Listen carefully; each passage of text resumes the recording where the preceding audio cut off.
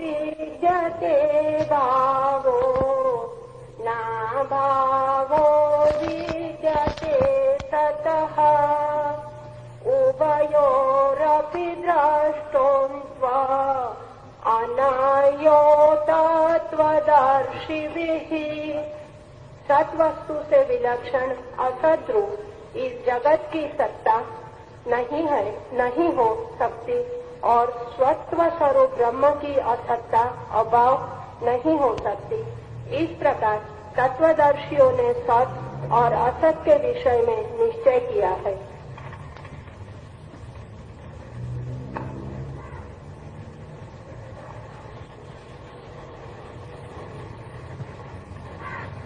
क्या है सत्य, क्या है असत, उसके भेद को पहचान लेना ही ज्ञान है, प्रज्ञा है। किसे कहें है और किसे कहें नहीं है, इन दोनों की भेद रेखा को खींच लेना ही जीवन की सबसे बड़ी उपलब्धि है। क्या है स्वप्न और क्या है यथार्थ, इसके अंतर को समझ लेना ही मुक्ति का मार्ग है। कृष्ण ने इस वचन में कहा है,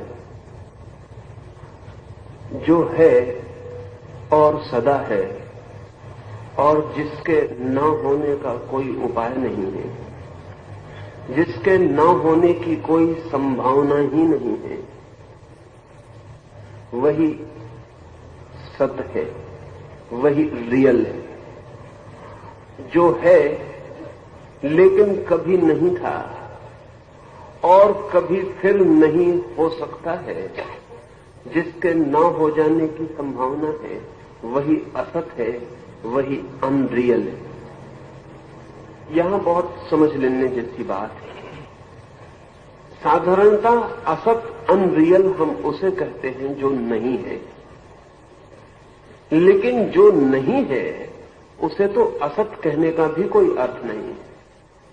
जो नहीं है उसे तो कुछ भी कहने का कोई अर्थ नहीं है। जो नहीं है उसे इतना भी कहना कि वो नहीं है गलत है, क्योंकि हम है शब्द का प्रयोग कर रहे हैं।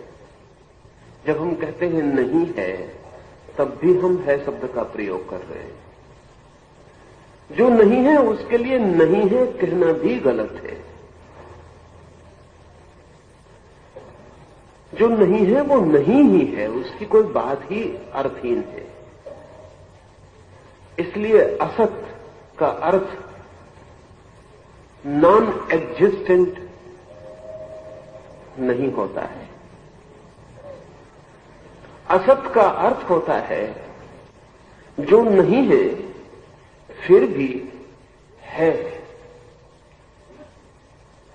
जो नहीं है फिर भी होने का भ्रम देता है, जो नहीं है फिर भी प्रतीत होता है कि है। रात स्वप्न देखा है, ये नहीं कह सकते कि वो नहीं है। नहीं था तो देखा कैसे? नहीं था तो स्वप्न भी तो हो सके, ये संभव नहीं है। देखा है, जिया है, गुजरे हैं, लेकिन सुबह उठ के कहते हैं कि स्वप्न था। ये सुबह उठ के जिसे स्वप्न कहते हैं उसे बिल्कुल नहीं, नॉन एग्जिस्टेंट नहीं कहा जा सकता। था तो जरूर, देखा है, गुजरे। और ऐसा भी नहीं था कि जिसका परिणाम न हुआ हो। जब रात स्वप्न में भयभीत हुए हैं तो कब गए, असली शरीर कब गया है, प्राण कब गए हैं, रोए खड़े हो गए। नींद भी टूट गई है स्वप्न में तो भी छाती धड़कती रही है। जाग के देख लिया है कि स्वप्न था, लेकिन छाती धड़की जा रही है, हाथ पैर कपे जा रहे हैं। वो जो स्वप्न बिल्कुल ही नहीं होता तो उसका कोई भी परिणाम नहीं हो सकता था, लेकिन उस अर्थ में नहीं था जिस अर्थ में जाग के जो दिखाई पड़ता है वो है। उसे किस कोटि में रखें, न होने की, होने की, उसे किस जगह रखें? था जरूर और फिर भी नहीं। असत की जो कोटि है, असत की जो कैटेगरी, अनरियल की जो कोटि है, वो अनस्तित्व की कोटि नहीं। अनरियल, असत की कोटि अस्तित्व और अनस्तित्व के बीच की कोटि है। ऐसा सत्य जो सत्य मालूम पड़ता है लेकिन नहीं। लेकिन हम ये कैसे जानेंगे? क्योंकि स्वप्न में तो पता नहीं पड़ता कि जो हम देख रहे हैं वो नहीं है। स्वप्न में तो मालूम होता है जो देख रहे हैं वो बिल्कुल है। और ऐसा नहीं है कि पहली दफा स्वप्न देखने में ऐसा मालूम पड़ता हो।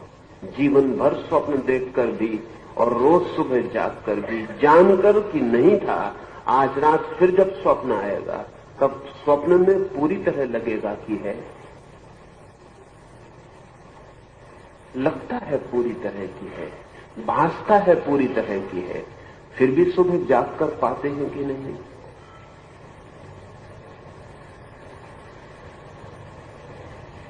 ये जो अपीयरेंस है, भासना है, ये जो दिखाई पड़ना है, ये जो होने जैसा धोखा है, इसका नाम असत है। संसार को जब असत कहा है तो उसका यह अर्थ नहीं कि संसार नहीं है। उसका इतना ही अर्थ है कि चेतना की ऐसी अवस्था भी है जब हम जागने से भी जागते हैं। अभी हमने स्वप्न से जाग कर देखते हैं तो पाते हैं स्वप्न नहीं है, लेकिन जब हम जागने से भी जाग कर देखते हैं तो पाते हैं जिसे जागने में जाना था वो भी नहीं। जागने से भी जाग जाने का नाम समाधि। जिसे अभी हम जागना कह रहे हैं, जब इससे भी जागते हैं तब पता चलता है कि जो देखा था वो भी नहीं है। तो कृष्ण कह रहे हैं जिसके आगे पीछे ना होना हो और बीच में होना हो वो असत है। जो एक समय था कि नहीं था और एक समय आता है कि नहीं हो जाता है, उसके बीच की जो घटना है, बीच की जो हैपनिंग है, दो ना होने के बीच जो होना है, उसका नाम असत है, उसका नाम अनरियल है। लेकिन जिसका ना होना है ही नहीं, जिसके पीछे भी होना है, बीच में भी होना है, आगे भी होना है, जो तीनों तलों पर है ही, सोए तो भी है, जागें तो भी है, जागकर भी जागें तो भी है, निद्रा में भी है, जागरण में भी है, समाधि में भी है। जो चेतना की हर स्थिति में ही है, उसका नाम सत है। और ऐसा जो सत है वो सदा है, सनातन है, अनादि है, अनंत है। जो ऐसे सत को पहचान लेते हैं वे बीच में आने वाले असत के भंवर को, असत की लहरों को देखकर न सुखी होते हैं न दुखी होते हैं, क्योंकि वे जानते हैं जो क्षण भर पहले नहीं था वो क्षण भर बाद नहीं हो जाएगा। दोनों ओर न होने की खाई है, बीच में होने का शिखर है तो स्वप्न है, तो असत है। दोनों ओर होने का ही विस्तार है, अंतहीन, तो जो है वो सत है। कसौटी, कृष्ण कीमती कसौटी हाथ में देते हैं, उससे सत्य की परख हो सकती है। सुख अभी है, अभी क्षण भर पहले नहीं था और अभी क्षण भर बाद फिर नहीं हो जाता। दुख अभी है, क्षण भर पहले नहीं था, क्षण भर बाद नहीं हो जाता है।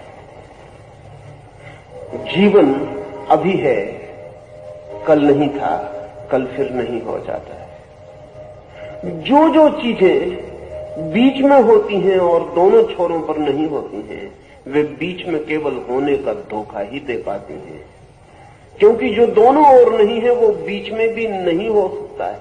सिर्फ भासता है, दिखाई पड़ता है, अपीयर होता है।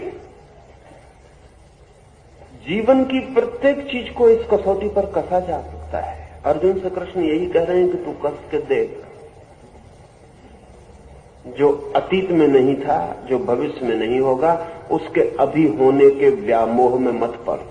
वो अभी भी वस्तुता नहीं है, वो अभी भी सिर्फ दिखाई पड़ रहा है, वो सिर्फ होने का धोखा दे रहा है, और तू धोखे से जाग भी ना पाएगा कि वो नहीं हो जाएगा। तू उस पर ध्यान दे जो पहले भी था, जो अभी भी है और आगे भी होगा। हो सकता है वो तुझे दिखाई भी ना पड़ रहा हो, लेकिन वही है। तू उसकी ही तलाश कर, तू उसकी ही खोज कर। जीवन में सत्य की खोज असत्य की परख से शुरू होती है। To know the false as the false, मिथ्या को जानना मिथ्या की भांति, असत को पहचान लेना असत की भांति सत्य की खोज का आधार है। सत्य को खोजने का और कोई आधार भी नहीं है हमारे पास। हम कैसे खोजें कि सत्य क्या है, सत्य क्या है? हम ऐसे ही शुरू कर सकते हैं कि असत्य क्या है। कई बार बड़ी उलझन पैदा होती है, क्योंकि कहा जा सकता है कि जब तक हमें सत्य पता न हो तब तक हम कैसे जानेंगे कि असत्य क्या है। जब तक हमें सत्य पता न हो तब तक हम कैसे जानेंगे कि असत्य क्या है। सत्य पता हो तो ही असत्य को जान सकेंगे, और सत्य हमें पता नहीं है। लेकिन इससे उल्टी बात भी कही जा सकती है, और सोफिस्ट उल्टी दलील भी देते रहे हैं। वो कहते हैं जब तक हमें यही पता नहीं है कि असत्य क्या है, तो हम कैसे समझ लेंगे कि सत्य क्या है। ये चक्रीय तर्क वैसा ही है जैसे अंडे और मुर्गी का है। कौन पहले है, अंडा पहले है या मुर्गी पहले है? कहें कि मुर्गी पहले है तो मुश्किल में पड़ जाते हैं, क्योंकि मुर्गी बिना अंडे के नहीं हो सकेगी। कहें कि अंडा पहले है तो उतनी ही कठिनाई खड़ी हो जाती है, क्योंकि अंडा बिना मुर्गी के रखा नहीं जा सकेगा। लेकिन कहीं से प्रारंभ करना पड़े, अन्यथा उस दुष्चक्र में, उस विशियस सर्किल में कहीं कोई प्रारंभ नहीं। अगर ठीक से पहचाने तो मुर्गी और अंडे दो नहीं है, इसीलिए दुष्चक्र पैदा होता है। अंडा हो रही मुर्गी है, मुर्गी बन रहा अंडा है। वो दो नहीं है, वो एक ही प्रोसेस, एक ही हिस्से के, एक ही लहर के दो भाग। और इसीलिए दुष्चक्र पैदा होता है कि कौन पहले, उनमें कोई भी पहले नहीं है। एक ही साथ है, साइमल्टेनियस है, युगपथ है। अंडा मुर्गी है, मुर्गी अंडा है। ये सत्य और असत्य का भी करीब करीब सवाल ऐसा है। वो जिसको हम असत कहते हैं उसका आधार भी सत्य है, क्योंकि वो असत भी सत्य होकर ही भासता है। वो भी दिखाई पड़ता है। एक रस्सी पड़ी है और अंधेरे में सांप दिखाई पड़ती है। सांप का दिखाई पड़ना बिल्कुल ही असत है। पास जाते हैं और पाते हैं कि सांप नहीं है, लेकिन पाते हैं कि रस्सी है। वो रस्सी सांप जैसी भांस सकी, पर रस्सी थी भीतर। रस्सी का होना सत्य है। वो सांप एक क्षण को दिखाई पड़ा, फिर नहीं दिखाई पड़ा, वो असत था। पर वो भी उसके आधार में भी सत्य था, सब्सटेंस में, कहीं गहरे में सत्य था। उस सत्य के ही आभास से, उस सत्य के ही प्रतिफलन से वो असत भी भास सका है। लहर के पीछे भी सागर है, मर्त्य के पीछे भी अमृत है। शरीर के पीछे भी आत्मा है, पदार्थ के पीछे भी परमात्मा है। अगर पदार्थ भी भासता है तो परमात्मा की ही प्रतिफलना से, रिफ्लेक्शन से भासता, अन्यथा भास नहीं सकता। आप एक नदी के किनारे खड़े और नीचे आपका प्रतिबिंब बनता है, निश्चित ही वो प्रतिबिंब आप नहीं है, लेकिन वो प्रतिबिंब आपके बिना भी नहीं है। निश्चित ही वो प्रतिबिंब सत्य नहीं है, पानी पर बनी केवल छवि है, लेकिन फिर भी वो प्रतिबिंब जहां से आ रहा है वहां सत्य है। असत सत्य की ही झलक है, क्षण भर को मिली।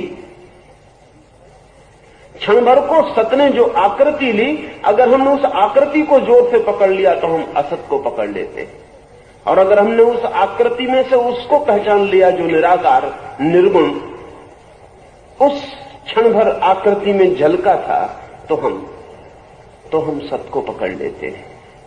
लेकिन जहां हम खड़े हैं वहां आकृतियों का जगत है। जहां हम खड़े हैं वहां प्रतिफलन ही दिखाई पड़ते हैं।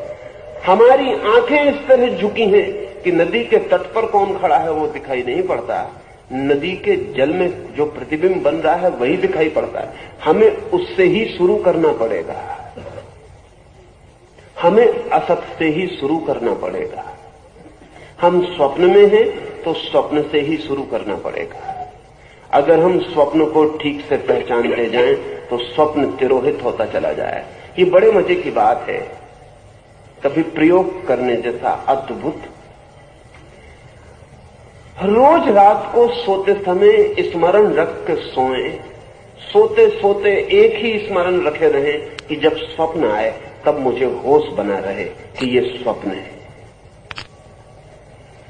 बहुत कठिन पड़ेगा, लेकिन संभव हो जाता है।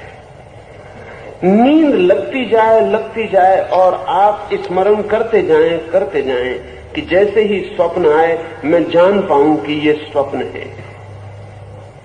थोड़े ही दिन में ये संभव हो जाता है। नींद में भी ये स्मृति प्रवेश कर जाती है, अचेतन में उतर जाती है, और जैसे ही स्वप्न आता है वैसे ही पता चलता है ये स्वप्न है। लेकिन एक बहुत मजे की घटना, जैसे ही पता चलता है ये स्वप्न है, स्वप्न तत्काल टूट जाता है।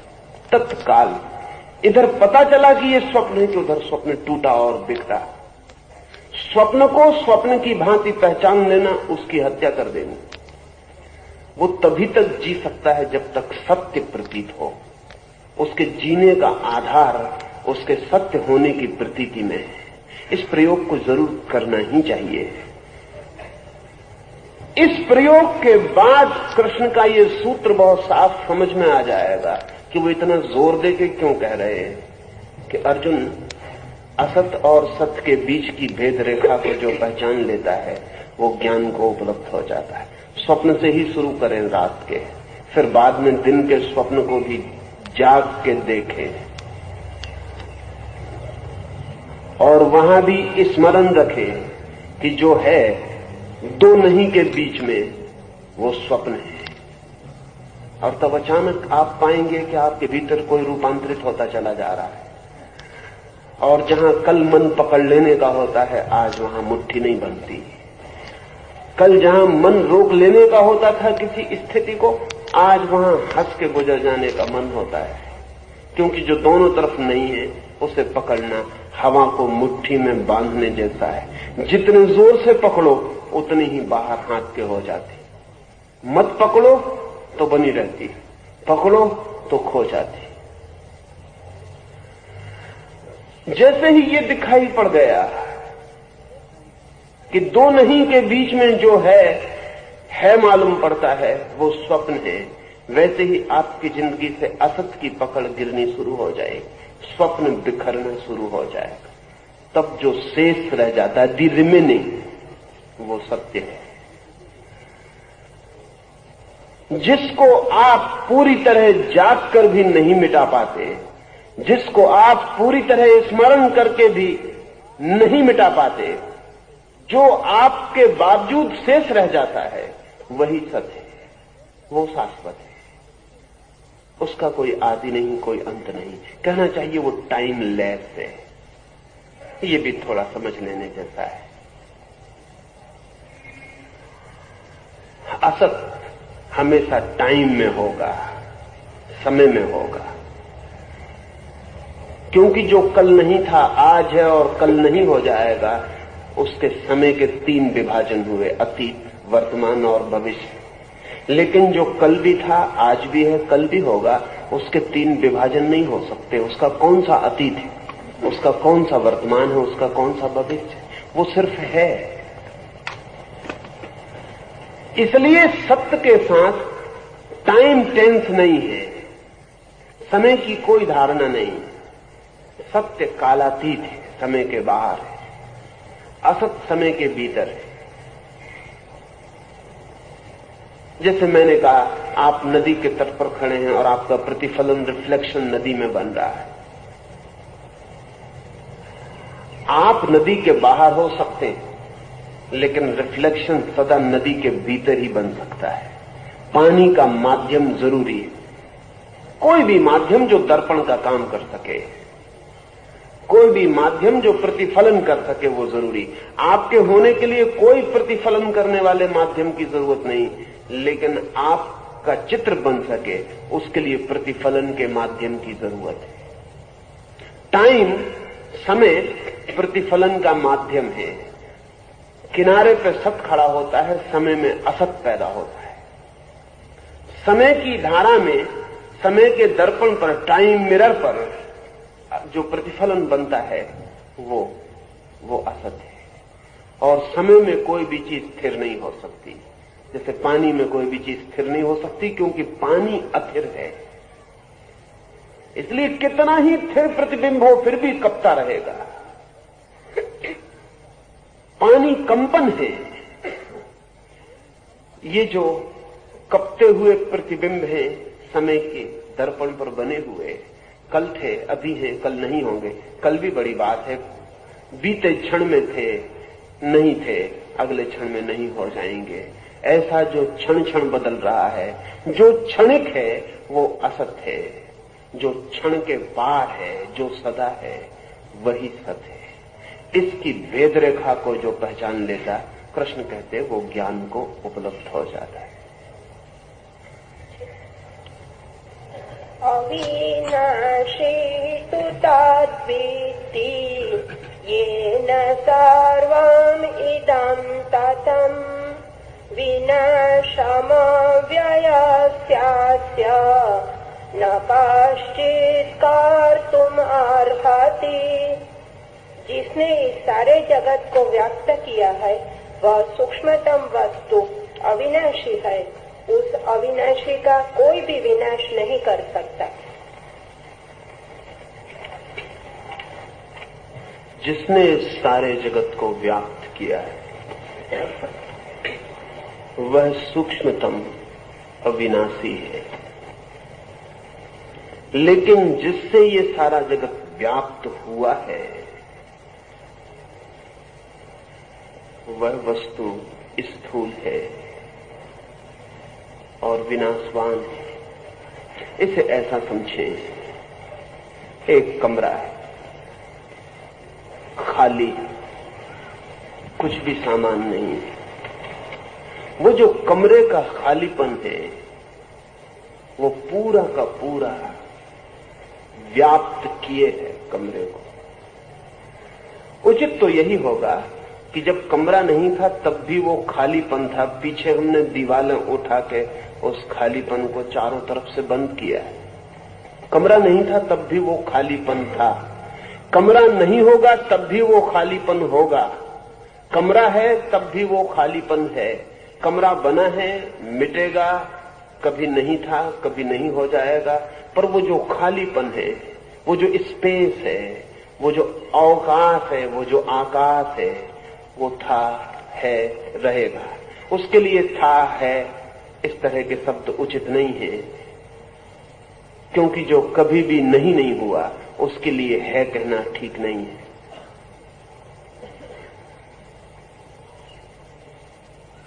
है सिर्फ उसी चीज के लिए कहना ठीक है जो नहीं है भी हो सकती है। वृक्ष है कहना ठीक है, आदमी है कहना ठीक है, परमात्मा है कहना ठीक नहीं है। परमात्मा के साथ ये कहना कि परमात्मा है पुनरुक्ति है, रिपीटिशन है। परमात्मा का अर्थ ही है कि जो है, उसको दोहराने की कोई जरूरत नहीं कि परमात्मा है। इसका मतलब यह हुआ कि जो है वो है, कोई और मतलब नहीं हुआ। जो नहीं हो सकता उसके लिए है कहना बिल्कुल बेमानी। इसलिए बुद्ध जैसे परम आस्तिक ने परमात्मा है ऐसा शब्द कभी प्रयोग नहीं किया। ना समझे कि नास्तिक है यह आदमी। लेकिन बुद्ध को लगा कि ये तो बड़ी ही भूल भरी बात कहनी है कि परमात्मा है, क्योंकि है सिर्फ उसी के लिए कहना चाहिए जो नहीं है भी हो जाता है। आदमी है, ठीक है बात, उस पर है हम लगा सकते हैं, है उस पर आई हुई घटना है, कल खो जाएगी। लेकिन परमात्मा है ये कहना ठीक नहीं, गॉड इज कहना ठीक नहीं, क्योंकि गॉड का तो मतलब ही इजनेस है, जो है ही। उसके लिए है कहना बड़ा कमजोर शब्द उपयोग करना है, गलत शब्द उपयोग करना है, पुनरुक्ति है। खाली जगह है ही।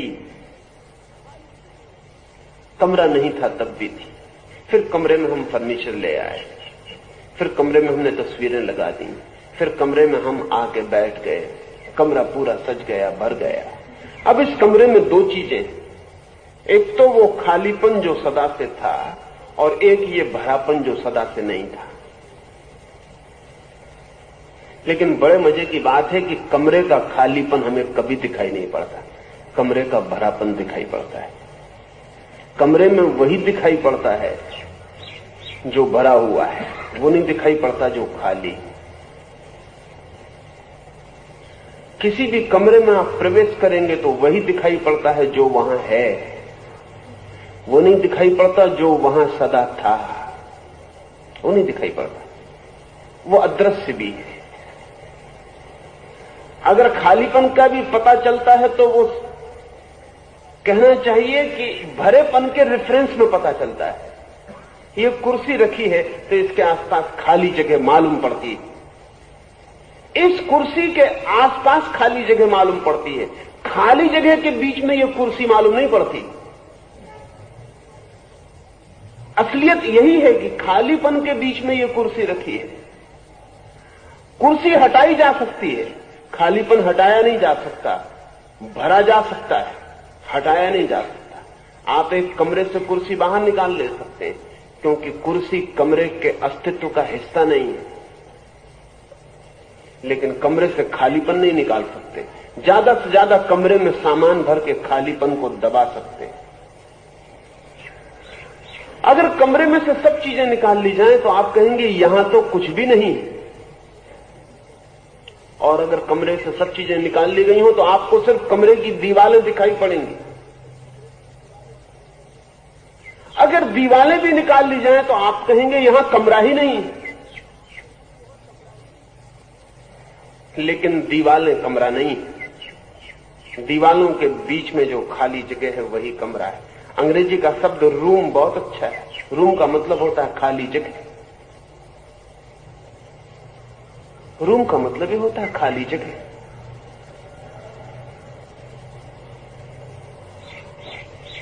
पर वो खाली जगह दिखाई भी नहीं पड़ती, ख्याल में भी नहीं आती, क्योंकि खाली जगह का हमें स्मरण ही नहीं है। असल में खाली जगह इतनी सदा से है कि उसे हमें देखने की जरूरत ही नहीं पड़ी। ठीक ऐसे ही ये जो विराट आकाश है, ये जो स्पेस है अनंत, ये जो खाली जगह है, ये जो एम्प्टीनेस से फैली हुई अनंत तक, जिसका कोई और छोर नहीं है, जो कहीं शुरू नहीं होती और कहीं समाप्त नहीं होती। अब ध्यान रखें, खाली चीज कभी भी शुरू और समाप्त नहीं हो सकती, सिर्फ भरी चीज शुरू और समाप्त हो सकती है। खालीपन की कोई बिगिनिंग और कोई एंड नहीं हो सकता। कमरे के खालीपन का कौन सी शुरुआत है और कौन सा अंत है? हाँ, दीवार का होता है, सामान का होता है, कमरे का नहीं होता। स्पेस की कोई सीमाएं नहीं है।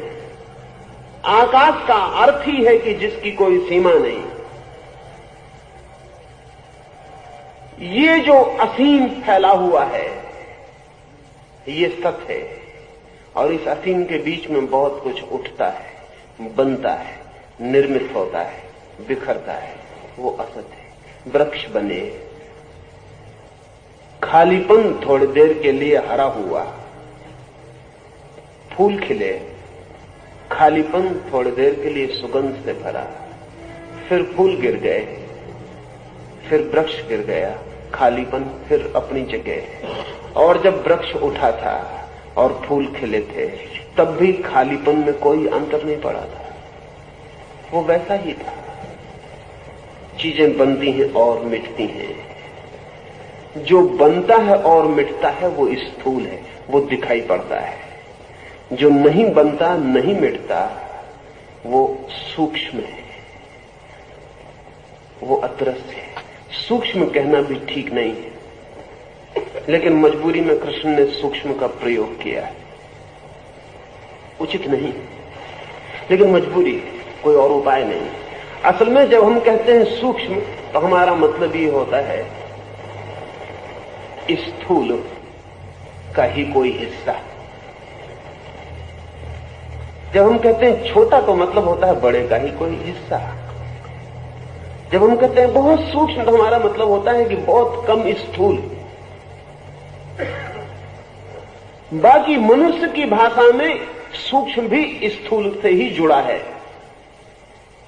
हम कितना ही कहें सूक्ष्माति सूक्ष्म, तो भी स्थूल से ही जुड़ा है।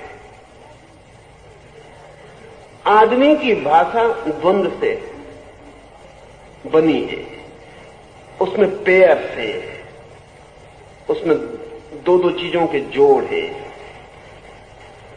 लेकिन कृष्ण जिसे सूक्ष्म कह रहे हैं, वो स्थूल का कोई हिस्सा नहीं। कृष्ण सूक्ष्म कह रहे हैं उसे जो स्थूल नहीं है। मजबूरी है, लेकिन उसके लिए हमारे पास कोई शब्द नहीं है। इसलिए निकटतम गलत शब्द जो हो सकता है वो सूक्ष्म है। यानी कम से कम गलत शब्द जो हो सकता है वो सूक्ष्म है। उसके लिए कोई शब्द नहीं। कुछ भी हम कहें, हमने जितने शब्द बनाए हैं वो बड़े मजेदार हैं। हम उल्टे से उल्टा शब्द भी प्रयोग करें तो भी कोई अंतर नहीं पड़ता है। वो उल्टे से उल्टा भी हमारे पुराने शब्द से ही जुड़ा होता है। अगर हम कहें कि वो असीम है, तो भी हमें सीमा से ही वो शब्द बनाना पड़ता है।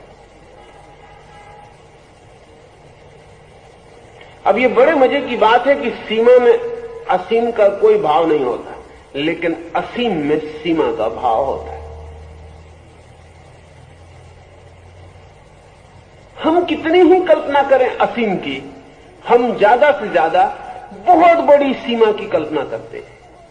हम कितना ही सोचें तो हमारा मतलब यही होता है कि सीमा और आगे हटा दो, और आगे हटा दो, और आगे हटा दो।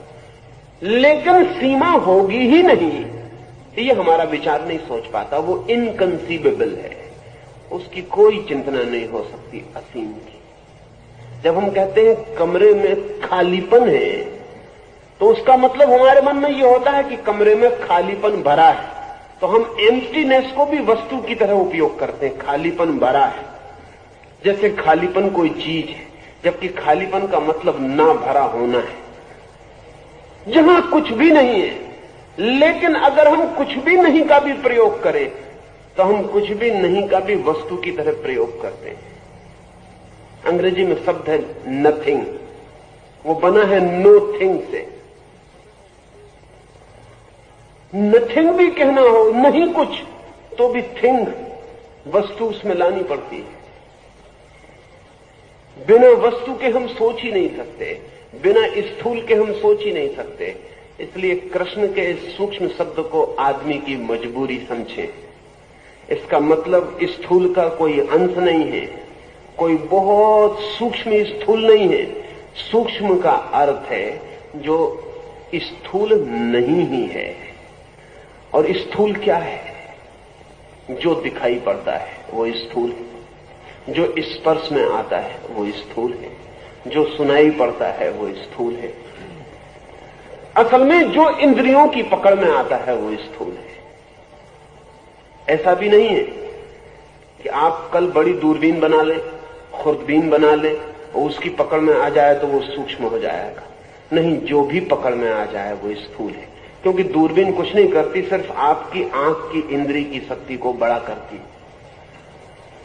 आपकी आंख ही जैसे और बड़ी आंख हो जाती।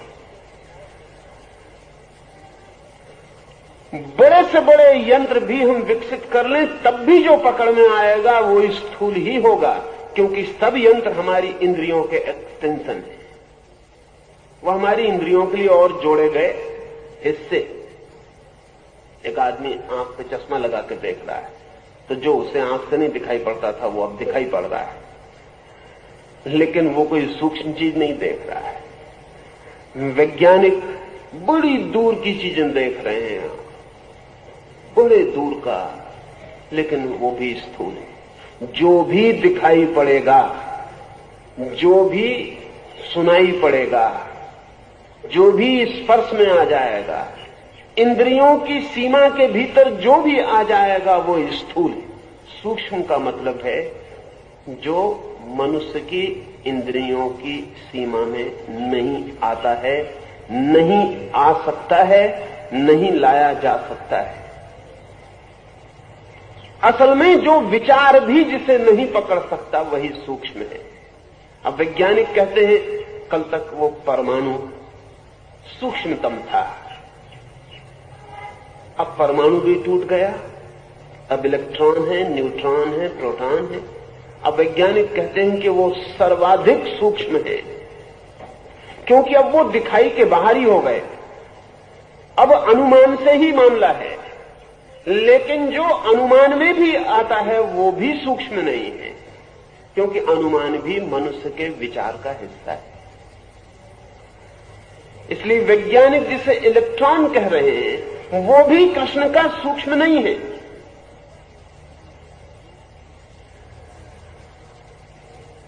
इलेक्ट्रॉन के भी पार,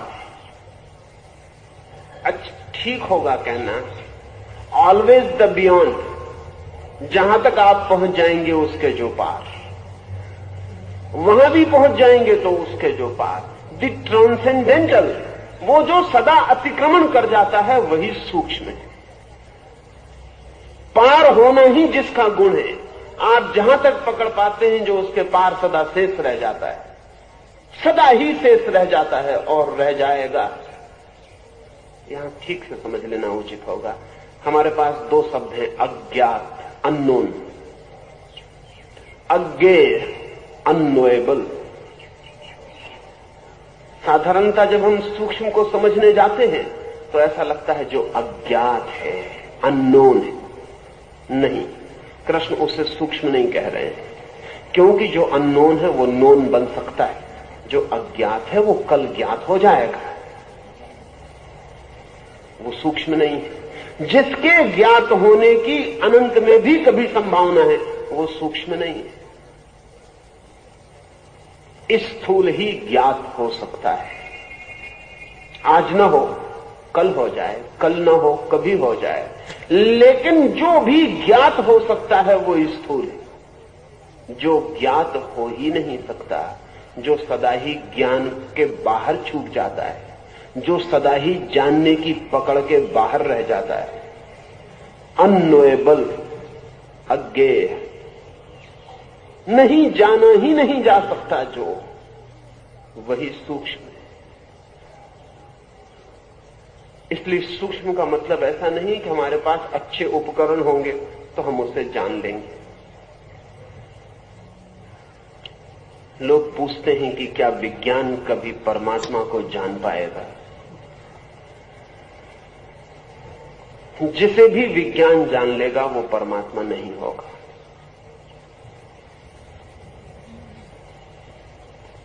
क्योंकि परमात्मा से अर्थ ही है कि जो जानने की पकड़ में नहीं आता,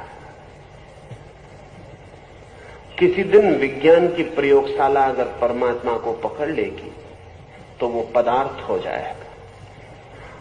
असल में जहां तक परमात्मा पकड़ में आता है उसी का नाम पदार्थ है, और जहां परमात्मा पकड़ में नहीं आता वहीं परमात्मा है।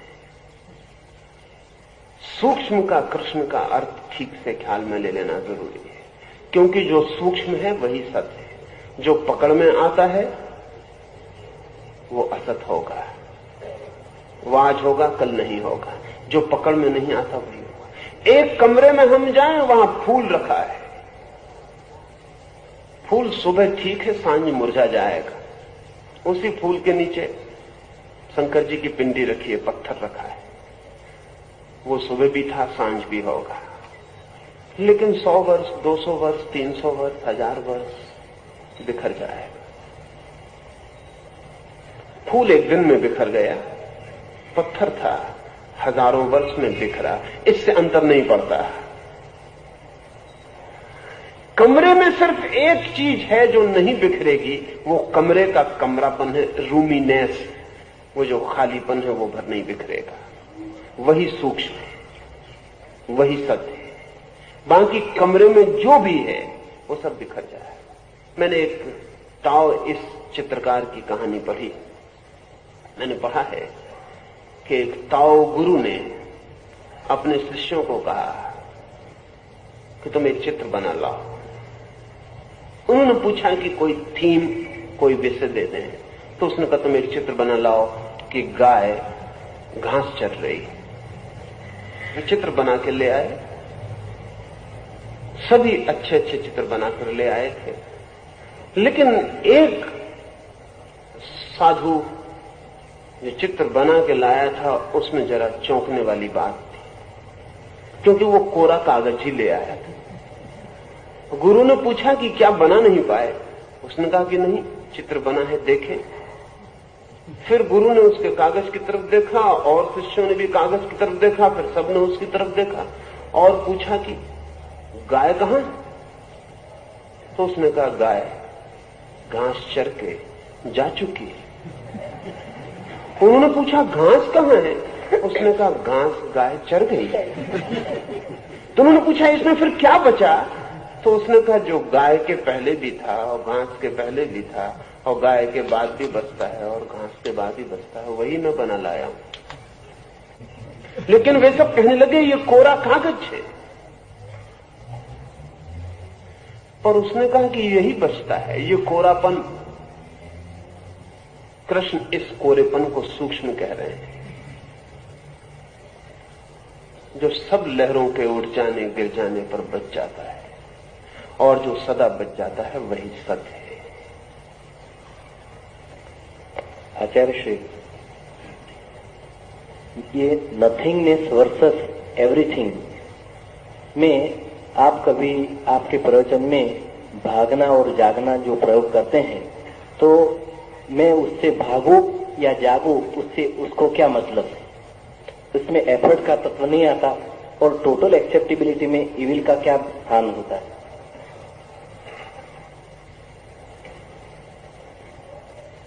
शून्य, नथिंगनेस और सब कुछ, एवरीथिंगनेस, एक ही चीज को कहने के दो ढंग हैं, दो ओर से, नकार से या विधेय से, निगेटिव से या पॉजिटिव से। जब हम कहते हैं शून्य, तो यह हमारा चुनाव है नकार का। जब हम कहते हैं पूर्ण, तो यह हमारा चुनाव है विधेय का। लेकिन मजे की बात है कि सिर्फ शून्य ही पूर्ण होता है और पूर्ण ही शून्य होता है। सिर्फ शून्य ही पूर्ण होता है, क्योंकि शून्य के अपूर्ण होने का कोई उपाय नहीं है। आप अधूरा शून्य नहीं खींच सकते, आप शून्य के दो हिस्से नहीं कर सकते। आप शून्य में से कितना ही निकाल लें तो भी शून्य में कुछ कम नहीं होता। आप शून्य में कितना ही जोड़ दें तो शून्य में कुछ बढ़ता नहीं। शून्य का मतलब ही ये है कि उससे बाहर भीतर कुछ नहीं निकाला जा सकता। पूर्ण का भी मतलब यही है। पूर्ण का मतलब ये है कि जिसमें जोड़ने को कुछ नहीं बचा, क्योंकि पूर्ण के बाहर कुछ नहीं बच सकता। दी टोटल, अब उसके बाहर कुछ बचा नहीं जिसको जोड़े। जिसमें से कुछ निकालें तो कोई जगह नहीं बची, क्योंकि टोटल के बाहर कोई जगह नहीं बच जाएगी जिसमें निकाल लें। शून्य से कुछ निकाले तो पीछे शून्य ही बचता है।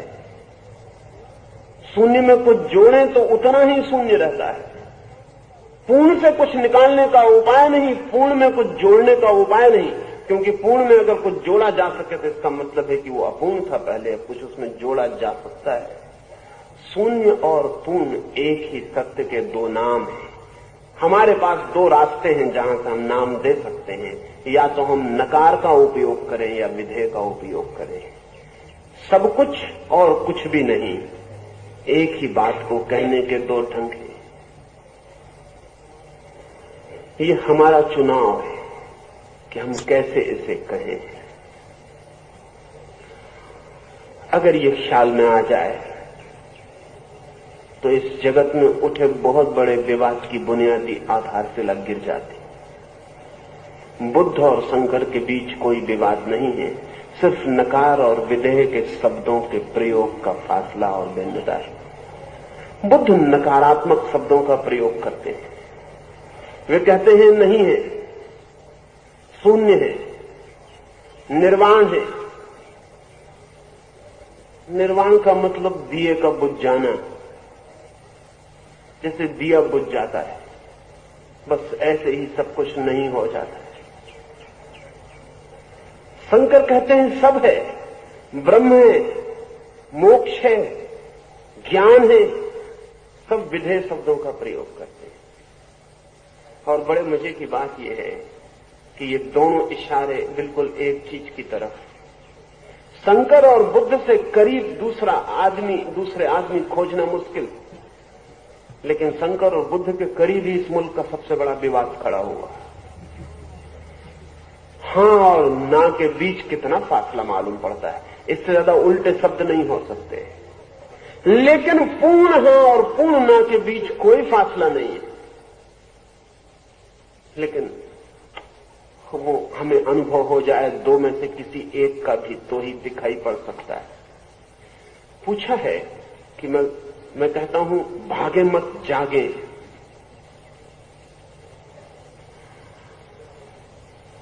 समग्र के प्रति जागे, क्योंकि भागने का मतलब ही यह है कि हमने समग्र में कुछ चुनाव कर लिया, इसे छोड़ेंगे उसे पकड़ेंगे तभी भागा जा सकता है। भागने का मतलब है कि कुछ हम छोड़ेंगे और कुछ हम पकड़ेंगे। अगर पूरे को छोड़ें तो भागकर कहां जाएंगे? अगर पूरे को स्वीकार करें तो भागकर कहां जाएंगे? अगर त्याग पूर्ण हो तो भागना नहीं हो सकता। भागेंगे कहां? जहां भाग रहे हैं पूर्ण में वो भी त्यागा जा चुका है। मक्का भागेंगे, मदीना भागेंगे, काशी भागेंगे, हरिद्वार भागेंगे। अगर त्याग पूर्ण है तो भागना असंभव है। अगर भोग भी पूर्ण है तो भागना असंभव है, भागने की कोई जरूरत नहीं है। सब अधूरे का खेल है, सब आधे का खेल है। तो हाफ हार्टेड जो आधे हृदय से भोग रहे हैं उनको पकड़ने का उपाय है, जो आधे हृदय से त्याग रहे हैं उनको छोड़ने का उपाय है। लेकिन जो पूरे हृदय से जी रहे हैं उनको न भागने को कुछ है न त्यागने को कुछ है, उनको तो सिर्फ जानने को ही कुछ है, जागने को ही। प्रश्न भागने का नहीं है, प्रश्न जागने का है, प्रश्न देखने का है, दर्शन का है, प्रश्न गहरे में झांकने का है। प्रश्न ये नहीं है कि पदार्थ से भाग जाओ, क्योंकि कहीं भी भागोगे तो पदार्थ है। प्रश्न ये है कि पदार्थ में गहरे झांको ताकि परमात्मा दिखाई पड़े, तब भागने की कोई जरूरत न रह जाएगी। आकृतियों से जो भागेगा वो जाएगा कहां? दूसरी आकृतियों के पास पहुंच जाएगा। स्थानों से भागेगा दूसरे स्थानों में पहुंच जाएगा, मकानों से भागेगा दूसरे मकानों में पहुंच जाएगा, लोगों से भागेगा दूसरे लोगों में पहुंच जाएगा। भाग कर जाएंगे कहां? जहां भी भागेंगे वहां संसार है। संसार से नहीं भागा जा सकता। हर जगह पहुंच के पता चलेगा संसार है, फिर वहां से भी भागो, फिर वहां से भी भागो, भागते रहो। अगर हम चांद तारों की रोशनी की गति भी पा जाएं तो भी संसार के बाहर न भाग सकेंगे। अभी तक कोई चांद तारा नहीं भाग सका, अभी कोई रोशनी की किरण नहीं भाग सकी संसार के बाहर। अनंत अनंत यात्रा है रोशनी की किरणों की, लेकिन होगी संसार के भीतर ही, भाग नहीं सकते। असल में जहां तक भाग सकते हैं वहां तक तो संसार होगा ही, नहीं तो भागेंगे कैसे, रास्ता कहां पाएंगे। जाग सकते हैं, ज्ञानी जागता है, अज्ञानी भागता है। हाँ, अज्ञानी के भागने के दो ढंग हैं। कभी वो स्त्री की तरफ भागता है, कभी स्त्री की तरफ से भागता है। कभी धन की तरफ भागता है, कभी धन छोड़ने के लिए भागता है। कभी मुंह करके भागता है संसार की तरफ, कभी पीठ करके भागता है। न मुंह करके कभी संसार को उपलब्ध कर पाता, न पीठ करके कभी संसार को छोड़ पाता। जो न पाया जा सकता और न छोड़ा जा सकता, उसका नाम संसार है। सपने न पाए जा सकते, न छोड़े जा सकते। असत न पाया जा सकता, न छोड़ा जा सकता। असत के प्रति केवल जागा जा सकता है। One can be only aware. सपने के प्रति सिर्फ जागा जा सकता है। जो आदमी सपना छोड़ के भाग रहा है वो काफी गहरे सपने में अभी है, क्योंकि जिसको सपना छोड़ के भागना पड़ रहा है उसे इतना तो पक्का है कि सपना सपना नहीं है। भागने योग्य तो मालूम ही हो रहा है, इतना सच तो दिखाई पड़ता ही। कृष्ण को समझेंगे तो दिखाई पड़ेगा कृष्ण अर्जुन को भागने से ही बचाने की चेष्टा में संलग्न है। ये पूरी गीता भागने वालों के खिलाफ, ये पूरी गीता इस बात के खिलाफ है कि जो भागने वाले हैं वो वही पागलपन को उल्टी दिशा में कर रहे हैं जो पकड़ने वाले करते हैं।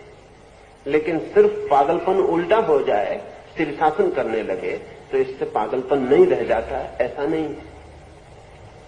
कोई पागल शीर्षासन करके खड़ा हो जाए तो पागलपन मिट जाता है, ऐसा नहीं है। भोगी त्यागी हो जाते हैं, संसारी सन्यासी हो जाते हैं, उल्टे हो जाते हैं तो कोई अंतर नहीं पड़ता है। हाँ, दिशा उल्टी दिखाई पड़ने लगती, आदमी वही होता है।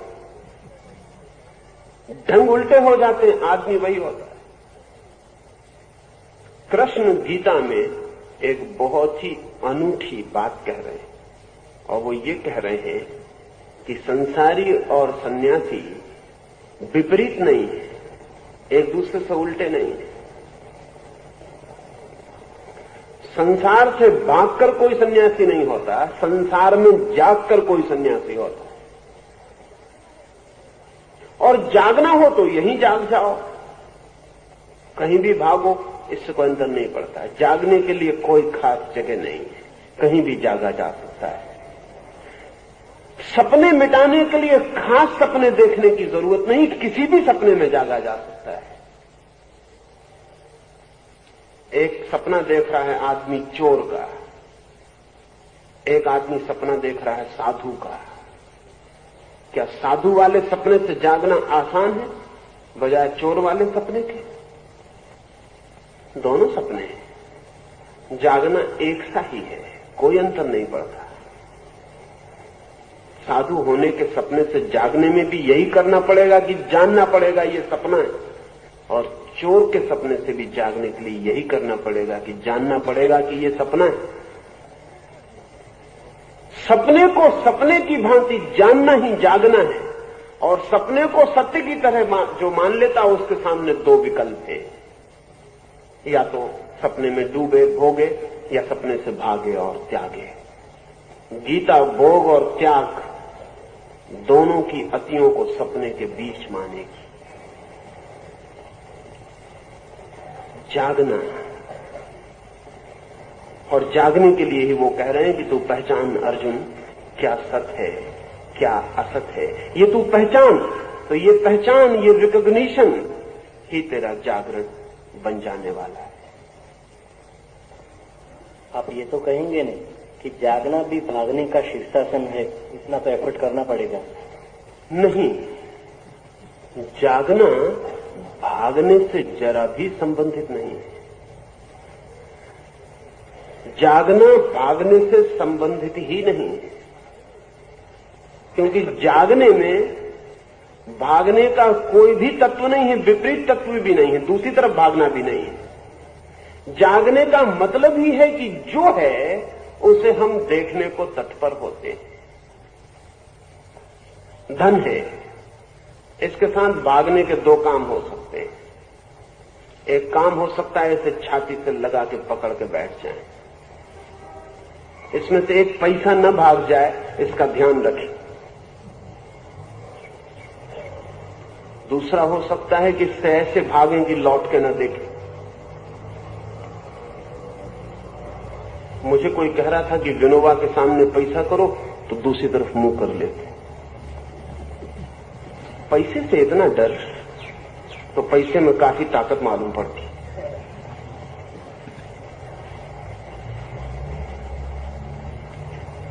रामकृष्ण के पास अगर कोई पैसा रख दे तो ऐसी छलांग लगा के उचकते हैं कि सांप बिच्छू आ गए। पैसे में सांप बिच्छू, तो सपना टूटा नहीं, सपने ने दूसरी शक्ल ली। पहले पैसा स्वर्ग मालूम पड़ता था, अब नर्क मालूम पड़ने लगा, लेकिन पैसा कुछ है ये जारी है। पैसा कुछ भी नहीं है तो लहर है, न भागने योग न पकड़ने योग। जागना बहुत और बात है, उसमें पैसे से आंख बंद करने की जरूरत नहीं, पैसे को छाती से पकड़ लेने की जरूरत नहीं। पैसा वहां है, आप यहां हैं। पैसे ने कभी आपको नहीं पकड़ा, न पैसा कभी आपसे भागा। आपकी पैसे ने इतनी फिक्र नहीं की जितनी फिक्र आप पैसे की कर रहे हैं। पैसा कहीं ज्यादा ज्ञानी मालूम पड़ता है। आप चले जाओ तो रोता नहीं, आप आ जाओ तो प्रसन्न नहीं कहता कि स्वागत है, आइए, बड़ा अच्छा हुआ। जागने का अर्थ यह है, जहां है कहीं ना कहीं है, किसी न किसी सपने में है। कोई आश्रम के सपने में होगा, कोई दुकान के सपने में होगा। जहां है किसी न किसी सपने में है, वहां जागे। इस सपने को पहचाने कि ये सत्य है। इस बात की जिज्ञासा, इस बात की खोज कि जो मैं देख रहा हूं वो क्या है। नहीं, मैं ये नहीं कह रहा हूं कि आप कहने लगे ये सपना है। अगर आपको कहना पड़े कि ये सपना है तो जागना नहीं होगा, तब इफर्ट होगा। अगर आपको कोशिश करनी पड़ेगी ये सब सपना है, आपको अगर कोशिश करके अपने को समझाना पड़ेगी ये सब सपना है, तब तो समझ लेना कि अभी आपको सपने का पता नहीं चला। सपने का पता अगर चल जाए तो ये कहने की कोई जरूरत नहीं रह जाती कि सब सपना है। सब सपना है तो वही आदमी दोहराता है अपने मन में जिसे अभी सपने का कोई भी पता नहीं है। एक सूफी फकीर को मेरे पास लाए थे। वो मित्र जो लाए थे कहने लगे कि उन फकीर को सब जगह परमात्मा ही परमात्मा दिखाई पड़ता है। मैंने उनसे पूछा कि जगह भी दिखाई पड़ती है, परमात्मा भी दिखाई पड़ता है, सब दोनों दिखाई पड़ते हैं? उन्होंने कहा उन्हें कण कण में परमात्मा दिखाई पड़ता है। तो मैंने कहा कण भी दिखाई पड़ता है, कण में परमात्मा भी दिखाई पड़ता है, ऐसा? उन्होंने कहा आप कैसी बातें पूछते? मैंने कहा कि अगर परमात्मा ही दिखाई पड़ता है तो अब कण दिखाई नहीं पड़ना चाहिए, और कण दिखाई पड़ता है तो परमात्मा आरोपित होगा, इम्पोज्ड होगा, कोशिश की गई होगी। इसलिए जो आदमी कहता है कण कण में परमात्मा दिखाई पड़ता है, उसे दो चीजें दिखाई पड़ रही, कण भी दिखाई पड़ रहा, परमात्मा भी दिखाई पड़ रहा। ये दोनों चीजें एक साथ दिखाई नहीं पड़ सकती। इनमें से एक ही चीज एक बार दिखाई पड़ सकती है। अगर परमात्मा दिखाई पड़ता है तो कण दिखाई नहीं पड़ता, क्योंकि परमात्मा के अतिरिक्त कण की कोई जगह नहीं रह जाती जहां उसे देखें। और अगर कण दिखाई पड़ता है तो परमात्मा दिखाई नहीं पड़ता। क्योंकि जब तक कण दिखाई पड़ रहा तब तक परमात्मा दिखाई पड़ना मुश्किल है। तो मैंने उनसे कहा कोशिश की होगी, समझाया होगा आपने को, लिखा है किताबों में कण कण में परमात्मा है।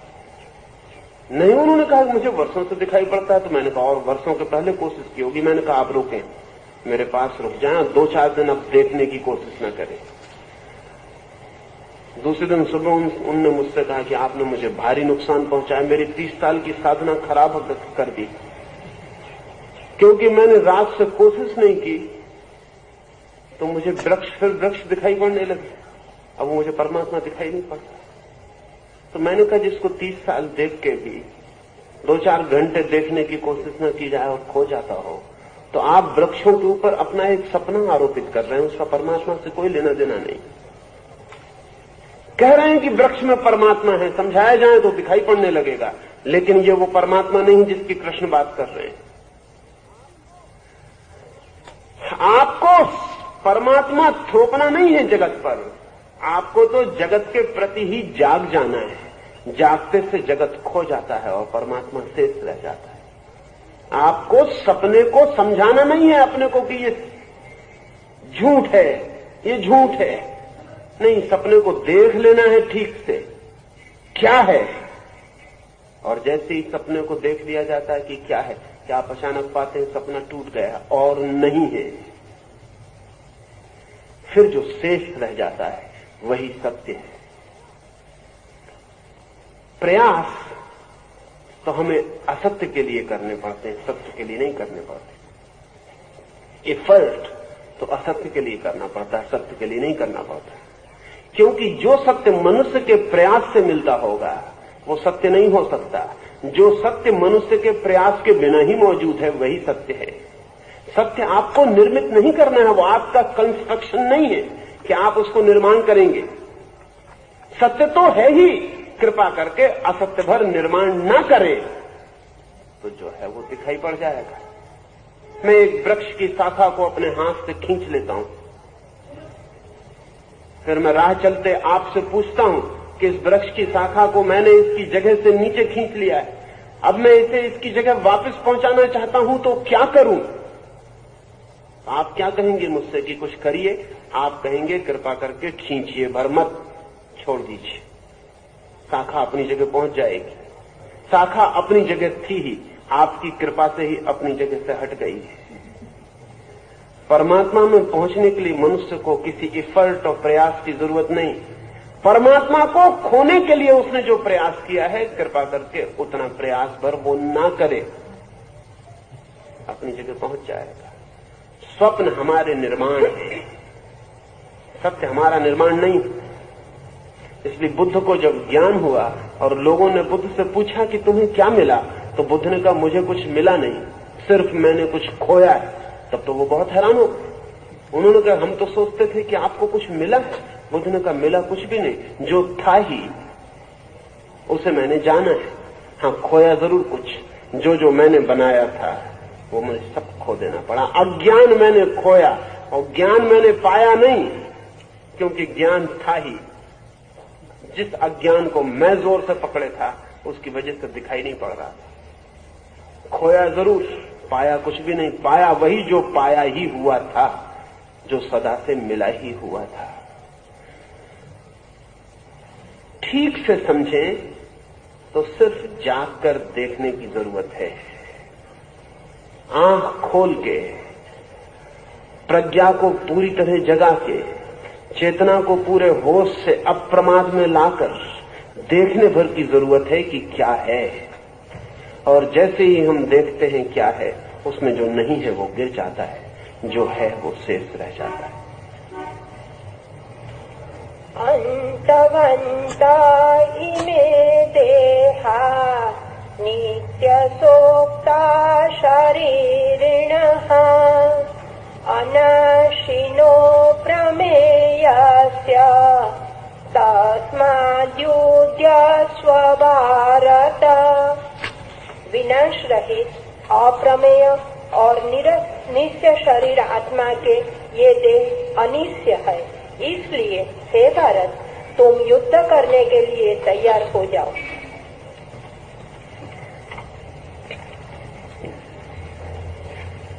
अर्जुन को युद्ध बड़ा सत्य मालूम पड़ रहा, देह बहुत सत्य मालूम पड़ रही, मृत्यु बहुत सत्य मालूम पड़ रही। उसकी अड़चन स्वाभाविक है, उसकी अड़चन हमारी सबकी अड़चन। जो हमें सत्य मालूम पड़ता है वही उसे सत्य मालूम पड़ा। कृष्ण उसे बड़ी दूसरी दुनिया की बातें कह रहे हैं। वे कह रहे हैं कि ये देह, ये शरीरधारी लोग, ये दिखाई पड़ने वाला सारा जाल, ये स्वप्न है। तू इसकी फिक्र मत कर और लड़। कृष्ण का लड़ने के लिए ये आवाहन तथाकथित धार्मिक लोगों को, सो कॉल रिलीजियस लोगों को सदा ही कष्ट का कारण रहा है। समझ के बाहर रहा है, क्योंकि एक तरफ समझाने वाले लोग हैं जो कहते हैं चींटी पर पैर पड़ जाए तो बचाना, अहिंसा है,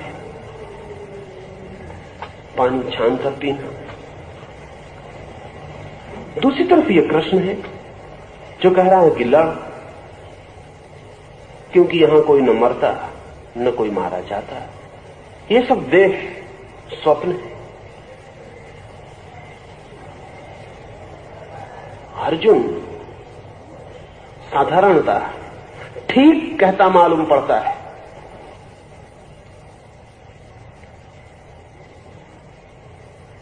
गांधी ने चाहा होता कि अर्जुन की बात कृष्ण मान लेते।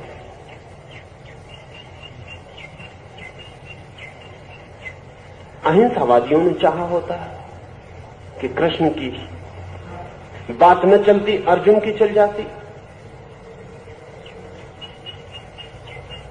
लेकिन कृष्ण बड़ी अजीब बात कह रहे हैं।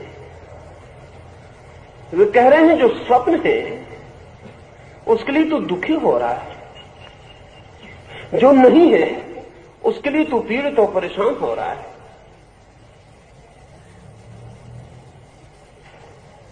साधारण नीति के बहुत पार चली गई बात। इसलिए जब पहली बार गीता के अनुवाद पश्चिम में पहुंचे तो पश्चिम के नीतिविदों की छातियां कब गईं। भरोसा न हुआ कि कृष्ण और ऐसी बात कहेंगे। जिन्होंने सिर्फ पुरानी बाइबल के 10 कमांडमेंट्स पढ़े थे धर्म के नाम पर, जिन्होंने पढ़ा था चोरी मत कर, जिन्होंने पढ़ा था असत्य मत बोल, जिन्होंने पढ़ा था किसी को दुख मत पहुंचा, उनके प्राण अगर कब गए हों, बड़ा शॉकिंग था कि कृष्ण कहते हैं ये सब स्वप्न है, तू लड़। तो पश्चिम के नीतिविदों को लगा कि गीता जैसी किताब नैतिक नहीं, या तो अनैतिक है या अति नैतिक है, या तो इमॉरल है या एमॉरल है, कम से कम मॉरल तो नहीं है। ये क्या बात है? और ऐसा पश्चिम में ही लगा हो ऐसा नहीं। जैन विचारकों ने कृष्ण को नरक में डाल दिया। जैन चिंतन को अनुभव हुआ कि आदमी क्या कह रहा है, मारने की खुली छूट।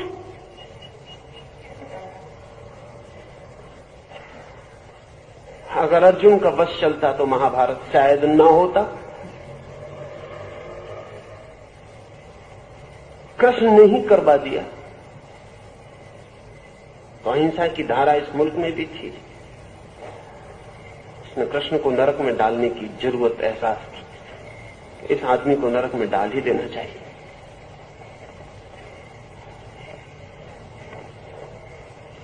ये बड़ा मुद्दा है और बड़े विचार का।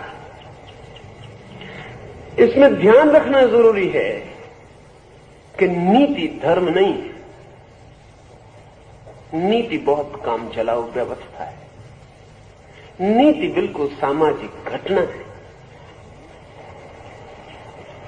नीति स्वप्न के बीच व्यवस्था है।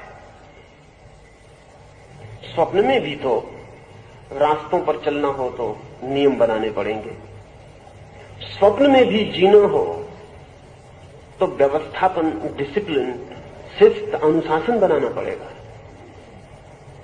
नीति धर्म नहीं है, नीति बिल्कुल सामाजिक व्यवस्था है, इसलिए नीति रोज बदल सकती है। समाज बदलेगा और नीति बदलेगी। कल जो ठीक था वो आज गलत हो जाएगा, आज जो ठीक है वो कल सही हो जाएगा। नीति भी असत का हिस्सा है।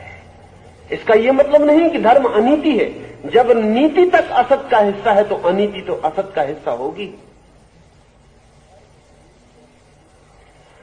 धर्म नीति और अनीति को पार करता है। असल में धर्म संसार को पार करता है, और इसलिए कृष्ण की बात जिस तल से कही जा रही है उस तल से बहुत मुश्किल से समझी जा सकी। जैनों ने नरक में डाल दिया, वो एक उपाय था उनसे छुटकारा पाने का। गांधी ने पूरी गीता को मेटाफर मान लिया कि ये हुई नहीं है घटना कभी, क्योंकि कृष्ण कहां युद्ध करवा सकते हैं। ये किसी असली युद्ध की बात नहीं है, ये तो शुभ अशुभ के बीच जो युद्ध चलता है उसकी प्रतीक कथा है, सिंबॉलिक। ये दूसरी तरकीब थी, ज्यादा बली, लेकिन मतलब वही छुटकारा पाने का। मतलब ये कि ये घटना कभी कृष्ण युद्ध कैसे करवा सकते हैं, कृष्ण कैसे कह सकते हैं युद्ध करो? नहीं, कृष्ण तो ये कह ही नहीं सकते। इसलिए अब एक दूसरा उपाय है होशियारी से कृष्ण से बच जाने का, और वो ये है कि कहो कि मेटाफर है, सिंबल है, एक कहानी है, प्रतीक कथा है। ये घटना कभी घटी नहीं, ऐसा कोई युद्ध कहीं हुआ नहीं कि जिसमें युद्ध करवाया गया हो। ये सब तो प्रतीक पुरुष हैं, ये अर्जुन और ये दुर्योधन और ये सब, ये व्यक्ति नहीं है, ये ऐतिहासिक तथ्य नहीं है, ये तो सिर्फ एक पैरेबल है, एक प्रतीक कथा है जिसमें शुभ और अशुभ की लड़ाई हो रही। और अशुभ के खिलाफ लड़ने के लिए कृष्ण कह रहे हैं अब कृष्ण को एकदम विकृत करना है। कृष्ण अशुभ के खिलाफ लड़ने को नहीं कह रहे हैं। अगर कृष्ण को ठीक समझें तो वो कह रहे हैं कि शुभ और अशुभ एक ही स्वप्न के हिस्से हैं, हिंसा और अहिंसा एक ही स्वप्न के हिस्से हैं। कृष्ण ये नहीं कह रहे कि हिंसा ठीक है, कृष्ण इतना ही कह रहे हैं कि हिंसा और अहिंसा अच्छे और बुरे आदमी के स्वप्न है, स्वप्न ही है। और पूरे स्वप्न को स्वप्न की भांति जो जानता है वो सत्य को उपलब्ध होता है। नीति का अतिक्रमण करती है ये बात, अनैतिक नहीं है, अनीति का भी अतिक्रमण करती है ये बात। इस अर्थों में कृष्ण का संदेश बहुत कठिन हो जाता है समझना। चुनाव आसान पड़ता है, ये बुरा है, ये ठीक है, लेकिन ठीक और बुरा दोनों ही स्वप्न हैं। यहां हमारे पैर डगमगा जाते हैं, लेकिन जो यहां पैर को स्थिर रख सके वो ही गीता में आगे प्रवेश कर सकेगा। इसलिए इस बात को बिल्कुल ठीक से समझ लेना कि कृष्ण न हिंसक है न अहिंसक है, क्योंकि हिंसक की मान्यता है कि मैं दूसरे को मार डालता हूं और अहिंसक की मान्यता है कि मैं दूसरे को बचा रहा हूं। अब कृष्ण कहते हैं कि जो न मारा जा सकता वो बचाया भी नहीं जा सकता है। न तुम बचा सकते हो न तुम मार सकते हो, जो है वो है और जो नहीं है वो नहीं है। तुम दोनों एक दूसरे से विपरीत स्वप्न देख रहे हो। एक आदमी किसी की छाती में छुरा भोंक देता तो सोचता है मिटा डाला इसे, और दूसरा आदमी उसकी छाती से छुरा निकाल के मलहम पट्टी करता है और सोचता है बचा लिया इसे। इन दोनों ने सपने देखे विपरीत, एक बुरे आदमी का सपना, एक अच्छे आदमी का सपना। और हम चाहेंगे कि अगर सपना ही देखना है तो अधिक लोग अच्छे आदमी का सपना देखें, लेकिन कृष्ण ये कह रहे हैं कि दोनों सपने हैं। और एक और तल है देखने का जहां बचाने वाला और मारने वाला एक सी ही भूल कर रहा है। वो भूल यही है कि जो है उसे या तो मिटाया जा सकता है या बचाया जा सकता है। कृष्ण कह रहे हैं जो नहीं है वो नहीं है, जो है वो है। वो ये नहीं कह रहे हैं कि बुरे आदमी का सपना देखें, वो ये कह रहे हैं कि दोनों ही सपने हैं, और अगर देखना ही है तो पूरे सपने को देखें ताकि जाग जाएं। अगर देखना ही है तो बुरे अच्छे आदमी के सपनों में चुनाव न करें, पूरे सपने को ही देखें और जाग जाएं। ये जागरण की, अवेयरनेस की जो प्रक्रिया कृष्ण अर्जुन को कह रहे हैं, वो अर्जुन की कैसे समझ में आएगी, बड़ी कठिनाई है। क्योंकि अर्जुन बड़ी नीतिवादी बातें कर रहा है और वो नैतिक सपना देखने को बड़ा उत्सुक है। वो अनैतिक सपने से उबा हुआ मालूम पड़ता, अब वो नैतिक सपना देखने को उत्सुक है। और कृष्ण कहते हैं सपने में ही चुनाव कर रहा है, पूरे सपने के प्रति ही जाग जाना है। एक सूत्र और पढ़ लें, फिर रात हम बात करें। यैनं वेत्ति हन्तारम् यश्चैनं मन्यते हतम् उभौ तौ न विजानीतो नायं हन्ति न हन्यते। जो पुरुष अहम पदार्थ आत्मा को हनन क्रिया का कर्ता और जो हनन क्रिया का विषय मानता है, वे दोनों आत्मा को नहीं जानते हैं, क्योंकि आत्मा न तो मरता है और न मार ही जाता है, न मारा ही जाता है। जो है वो न मरता है और न मारा जाता है, और जो है हमारे भीतर उसका नाम आत्मा है, और जो है हमारे बाहर उसका नाम परमात्मा है। जो मारा जाता है और जो मार सकता है या जो अनुभव करता है कि मारा गया, हमारे भीतर उसका नाम शरीर है, हमारे बाहर उसका नाम जगत है। जो अमृत है, जो इम्मार्टल है, वही चेतना है, और जो मर्त्य है वही जड़ है। साथ ही जो मर्त्य है वही लहर है, असत है, और जो अमृत है वही सागर है, सत है।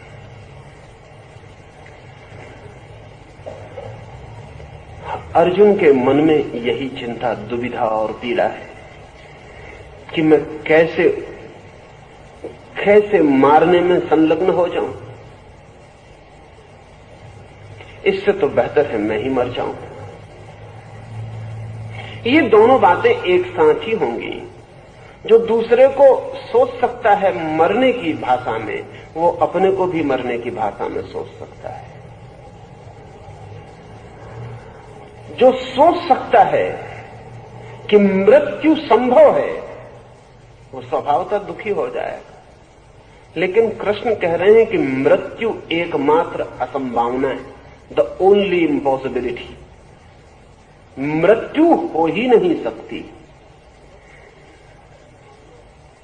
मृत्यु की असंभावना। लेकिन जिंदगी जहां हम जीते हैं वहां तो मृत्यु से ज्यादा निश्चित और कोई संभावना नहीं। वहां सब चीजें असंभव हो सकती हैं, मृत्यु भर सुनिश्चित रूप से संभव है। एक बात तय है, वो मृत्यु, और सब बातें तय नहीं है, और सब बदलाहट हो सकती है। कोई दुखी होगा, कोई सुखी होगा, कोई स्वस्थ होगा, कोई बीमार होगा, कोई सफल होगा, कोई असफल होगा, कोई दीन होगा, कोई सम्राट होगा, और सब होगा, और सब विकल्प खुले हैं। एक विकल्प बंद है, वो मृत्यु का विकल्प है, वो होगा ही। वो सम्राट भी वहां पहुंचेगा, भिखारी भी वहां पहुंचेगा, सफल भी, असफल भी, स्वस्थ भी, बीमार भी, सब वहां पहुंच जाएंगे। एक बात जिस जीवन में हम खड़े हैं वहां तय है, वो मृत्यु है। और कृष्ण बिल्कुल उल्टी बात कह रहे हैं। वो ये कह रहे हैं कि एक बात भर सुनिश्चित है कि मृत्यु असंभावना है, न कभी कोई मरा और न कभी कोई मर सकता है। मृत्यु अकेला भ्रम है। शायद इस मृत्यु के आसपास ही हमारे जीवन के सारे कोण निर्मित होते हैं। जो देखता है कि मृत्यु सत्य है, उसके जीवन में शरीर से ज्यादा का अनुभव नहीं है। ये बड़े मजे की बात है कि आपको मृत्यु का कोई भी अनुभव नहीं है।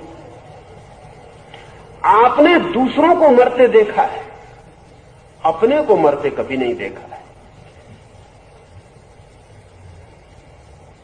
समझे कि एक व्यक्ति को हम विकसित करें जिसने मृत्यु न देखी हो, किसी को मरते न देखा हो। कल्पना कर ले, एक व्यक्ति को हम इस तरह बड़ा करते हैं जिसने मृत्यु नहीं देखी। क्या ये आदमी कभी भी सोच पाएगा कि मैं मर जाऊंगा? क्या इसके मन में कभी भी ये कल्पना भी उठ सकती है कि मैं मर जाऊंगा?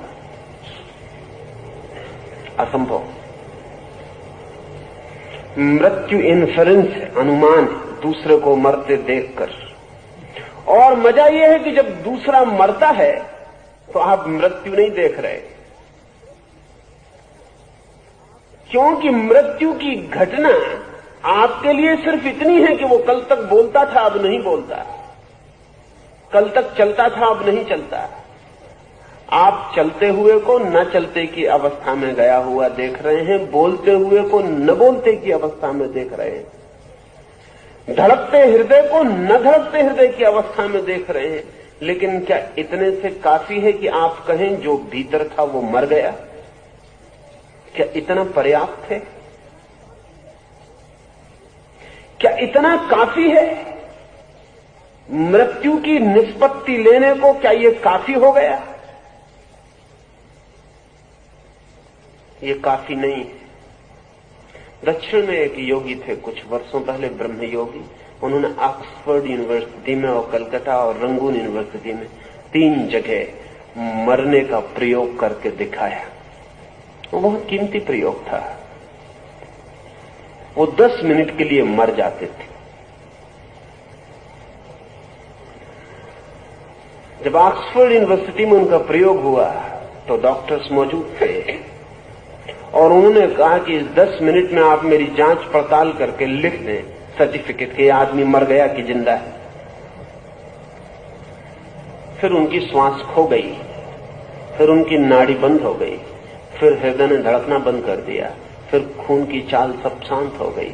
और 10 डॉक्टरों ने ऑक्सफोर्ड यूनिवर्सिटी के मेडिकल कॉलेज के सर्टिफिकेट लिखा कि यह आदमी मर गया है और मरने के सारे सिम्टम्स इस आदमी ने पूरे कर दिए।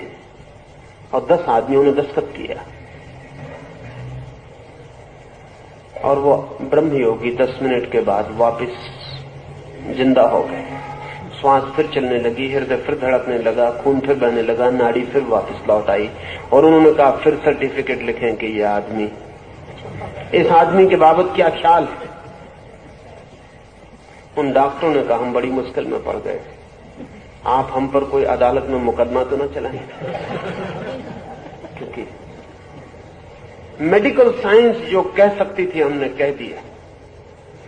तो ब्रह्म योगी ने कहा मुझे यह भी लिख के दें कि अब तक जितने लोगों को आपने मरने के सर्टिफिकेट दिए हैं वो संदिग्ध हो गए।